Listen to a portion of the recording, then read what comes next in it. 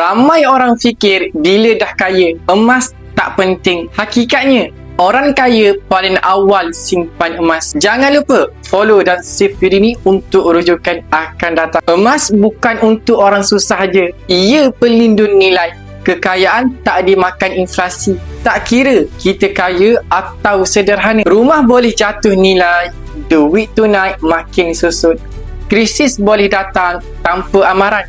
Tapi emas kekal bernilai sejak dulu sampai sekarang. Sebab tu, orang bijak simpan sebahagian harta dalam emas. Mudah dicairkan, boleh diwariskan, lindungi keluarga. Yang mula sekarang, mereka lebih bersedia.